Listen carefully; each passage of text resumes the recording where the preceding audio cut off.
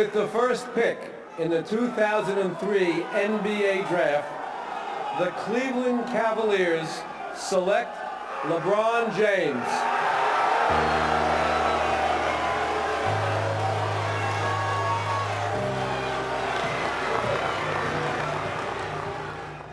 LeBron James was once homeless and made it through all the hardships in his life to become one of the greatest players in the basketball today. However, he hasn't reached this alone. Here are people without whom LeBron's career would have been impossible.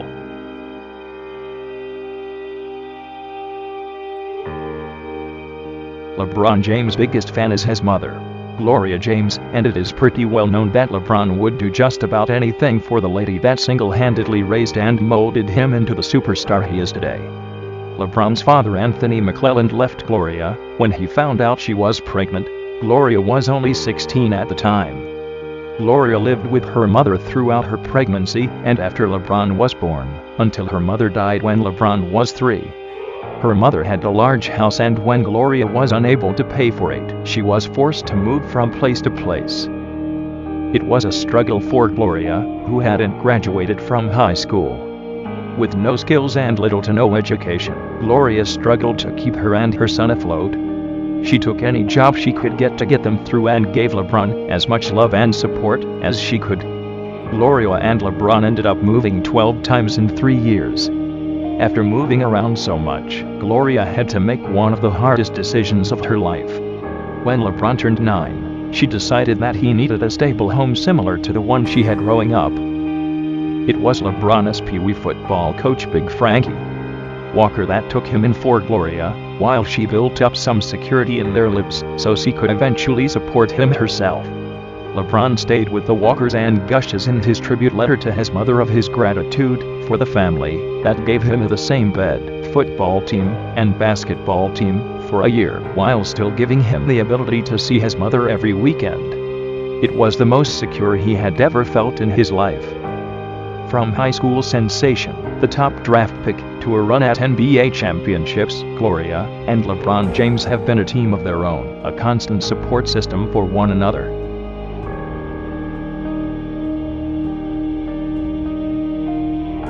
The first real male influence in LeBron's life was Gloria's boyfriend Eddie Jackson. After LeBron's mother broke up with Jackson, his life has spiraled into a series of drunk driving arrests and fights with police. Nevertheless, LeBron formed a bond with Jackson, and Gloria liked having a man around who was willing to serve as a father figure. Eddie Jackson helped Gloria and LeBron during LeBron's high school years. He bought him the first car, Ford Explorer. Jackson was a key player in the early days of LeBron's negotiations with all comers, fielding offers that promised to make LeBron a millionaire several times over. The competition between Adidas and Nike also heated up. Word was that LeBron's asking price was up to $25 million. In 2002, Jackson pled guilty to mortgage fraud and mail fraud, and missed the most important period in LeBron's life. When he was released in 2005, Maverick Carter took the place of LeBron's confidant.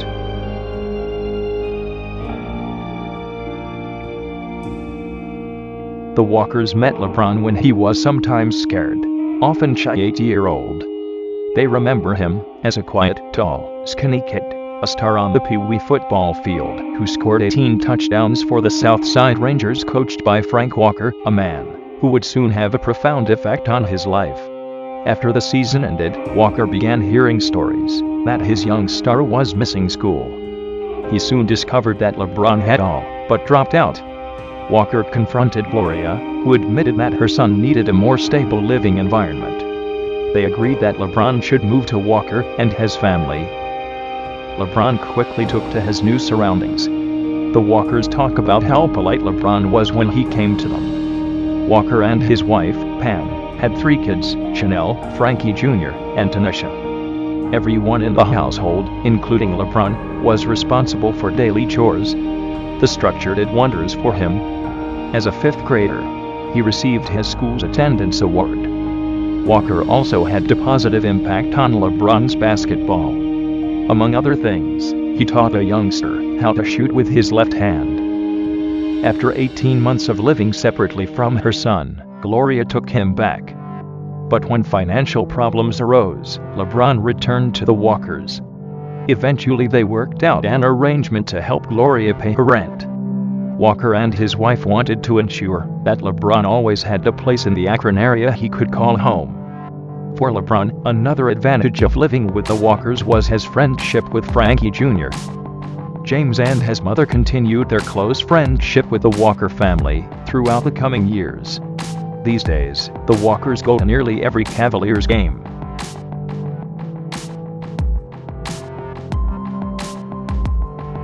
One of James' early basketball influences, Keith Damrot has remained in touch with the superstar. At 32 years of age, he coached the team of Central Michigan for 2 seasons and was fired for making a controversial comment before a game against Miami University. He had asked the players if he could use a controversial word in addressing the team before he actually did, and they agreed, but he still was fired.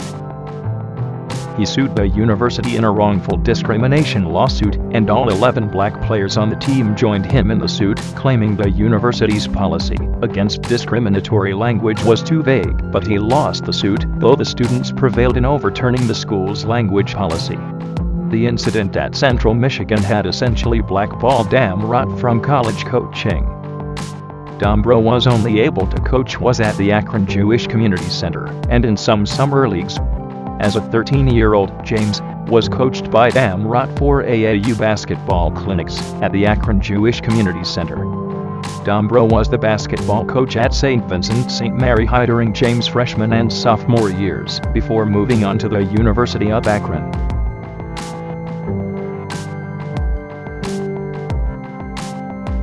No one has coached James longer than Joyce, a leading figure in Akron sports, as well as the father of one of LeBron James' best childhood friends. Drew Joyce too has had a long-standing influence on the basketball legend. Joyce coached James in Pee Wee sports and Little League baseball, as well as Youth League basketball for the AAU Northeast Ohio Shooting Stars. The team included Sean Cotton, Willie McGee, and Joyce's son, Little Drew. This core group of players and best friends were soon calling themselves the Fab Four. Joyce also coached LeBron during his junior and senior years at St. Vincent, St.Marys. In the first 2 years, Joyce was the assistant coach under Keith Damrot.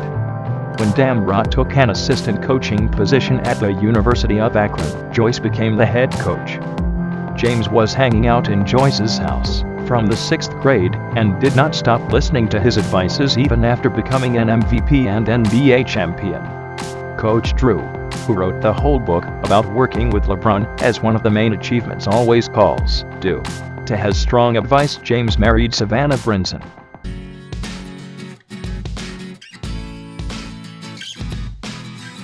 The Fab Four were childhood friends, allies, and teammates. They were inseparable.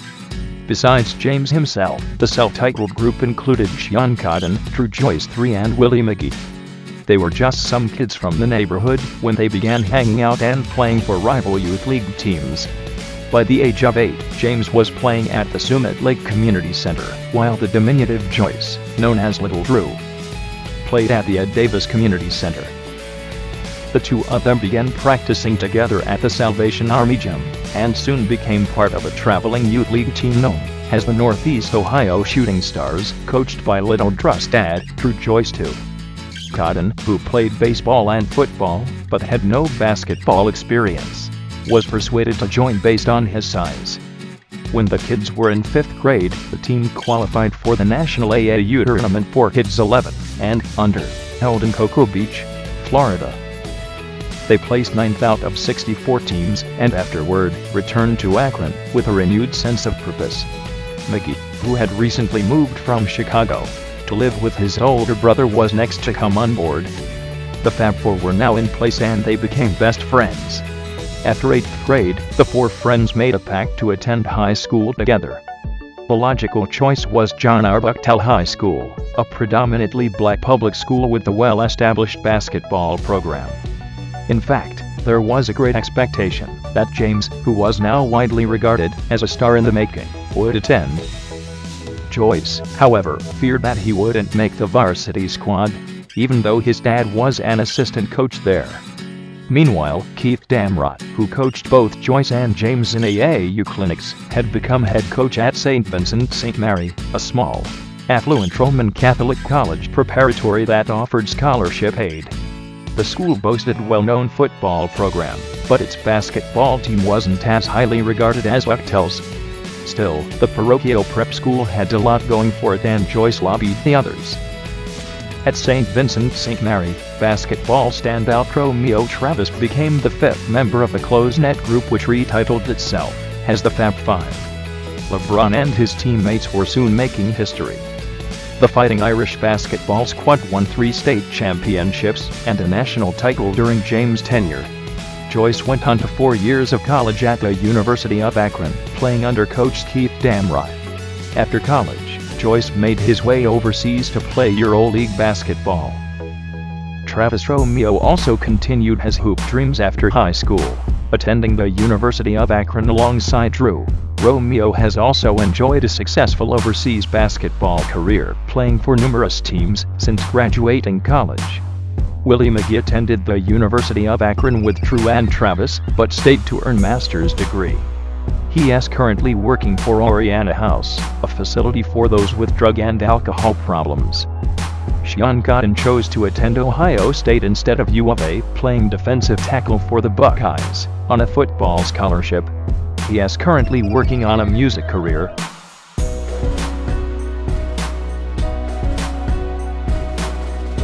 LeBron James is known for his loyalty, and has brought his close friends into his varied businesses.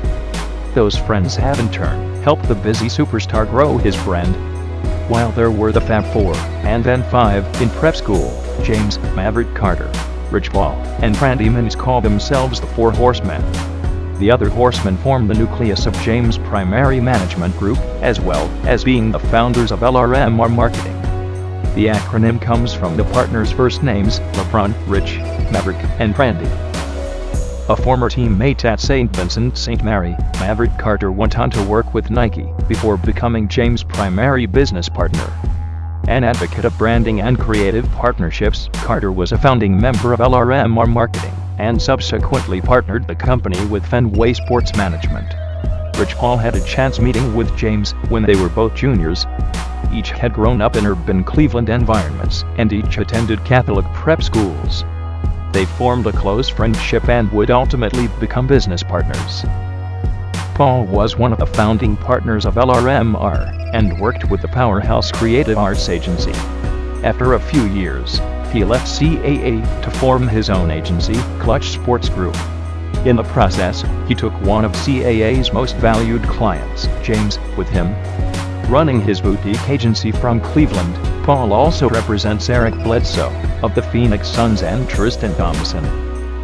Randy Mims has probably known LeBron longer than anyone, save for immediate family.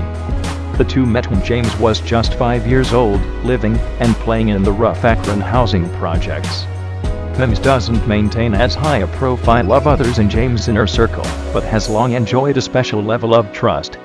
Mims earned a marketing degree, worked in management for AT&T, was a player liaison for the Cleveland Cavaliers, and ultimately became James' manager.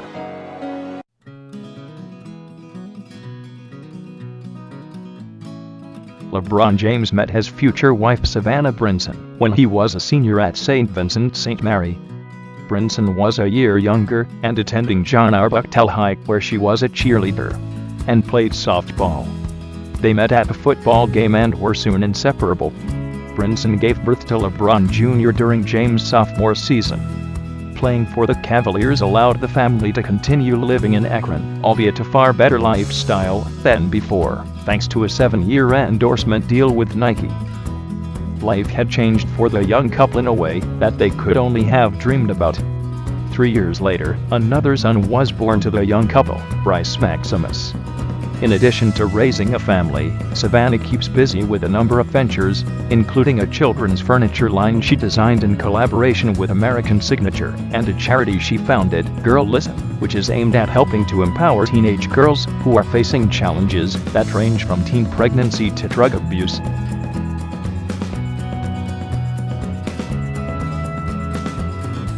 Jones and James became close friends when both were with the Cavaliers from 2005 to 2008.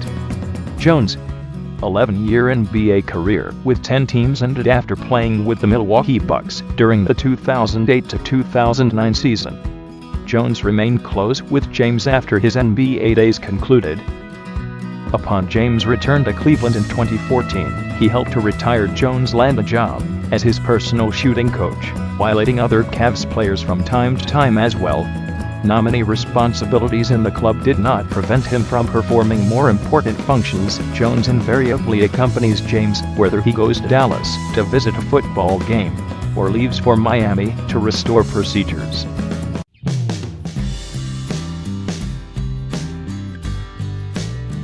Manchius is LeBron James' personal trainer, the man James credited for pushing him through rigorous rehabilitation of nagging injuries that forced him off the court for 2 consecutive weeks and a total of 9 games this season, a career high. Manchius isn't putting the ball in the hole for James, but to the extent that James' performance is related to his health, Manchius played a hand in helping the player many think is the best basketball player in the world get himself right. It's not the first time for Manchius either. He owes his career as an NBA trainer in no small part to the summer he spent helping train Michael Jordan for a comeback with the Washington Wizards in 2001. Manchius has been James' personal trainer for years, beginning sometime after Manchius joined the Cavs as an assistant trainer. He's traveled to 2 Olympics with James, joined him in Miami when he left the Cavaliers, and was eventually hired by the Heat. He was placed on staff by Cleveland after James announced his return to the Cavs.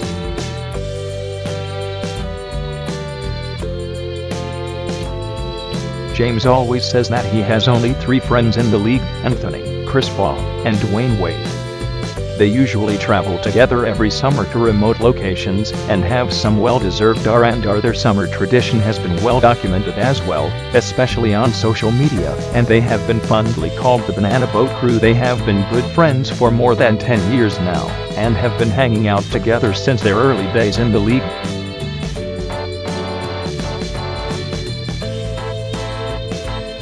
James and Anthony met for the first time in a meaningful game when they were in high school. LeBron played for St.Vincent, St.Marys, and Anthony played for Oak Hill Academy. Raised by mothers, childhood in disadvantaged areas, basketball as a means of saving, they began to maintain relations that over the years only strengthened. In 2004, when Anthony made his debut in the playoffs, James appeared in the stands in the Nuggets jersey with the 15th number on his back.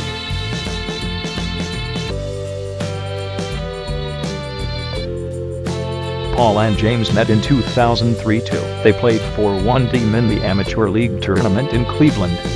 Gradually they formed more and more common ground. Carmelo Anthony as a mutual friend, mutual agent Leon Rose, common advisors. In the face of Maverick Carter and Williams Wesley, their wives became best friends. Paul was in the hospital at the birth of James's children. LeBron has a house in Los Angeles where he spends the summer. They work out together and spend time for cards and video games. Together they hold charity events in general, like a bike ride in Cleveland.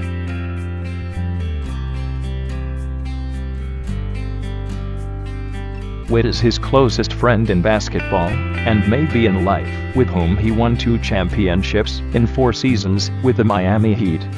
It was he who convinced James to leave the Cavs in 2010 and join him in Miami.